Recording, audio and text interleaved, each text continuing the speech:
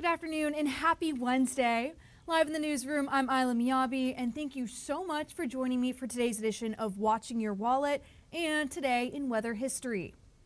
Data breaches and other data compromises just hit a record high. And a new report from the Identity Theft Resource Center shows that even when you get a notice, it often does not give you clear next steps. In this Watching Your Wallet, consumer investigator Charlottesville Jackman looks at what the report found and what you can do to protect yourself. This year is the 20th edition of our data breach report. For more than 2 decades, James Lee, president of the Identity Theft Resource Center, has tracked publicly reported data compromises. And this year's report shows a new record. We've gone from a little over 100 data breaches in 2005 to in 2025, we had 3,322. So that's an all-time high. Lee says data breaches can lead to real costs for businesses, and those costs can end up getting passed on to consumers. The ITRC found 81% of small businesses reported a cyber attack, data breach, or both last year, many fueled by AI, with nearly 40% saying they raised prices to cover recovery costs. But Lee says the most troubling finding is a continued downward trend in transparency when companies notify people about data breaches. There's no information in most notices about what happened, how it happened, what information was exposed or compromised, what actions being taken to make sure it never happens again. Still, Lee says there is one encouraging sign.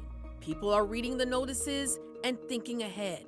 We had absolute zero number of people say they did not read that data breach notice that they received. That was a shock to me. And more shocking was they said they looked for what might happen after they received it. So what can you do if you get one? Save the notice and do not click links or share information with someone who reaches out claiming to help. And if you think your information was exposed, consider freezing your credit to help stop new accounts from being opened in your name. With this Watching Your Wallet, I'm Charlottesville Jackman. Now let's take a quick look back at today in weather history.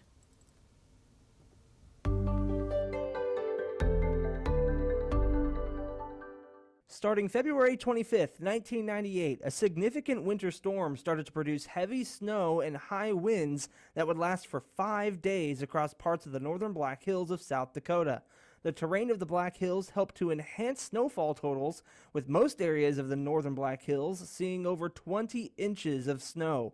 The most extreme snowfall was seen in the town of Lead, South Dakota, where a record-setting 114 inches of snow fell during the event, with over 30 inches in just 1 day. High winds combined with these heavy snowfall totals produced blizzard conditions across much of western South Dakota and northeastern Wyoming. Dangerously cold wind chills range between 20 to 50 degrees below zero throughout much of the 5-day event. Thanks so much for tuning in. We'll have some exciting news segments lined up for you guys next week, but for now, I'll see you all at 3 for our daily news and quick weather update.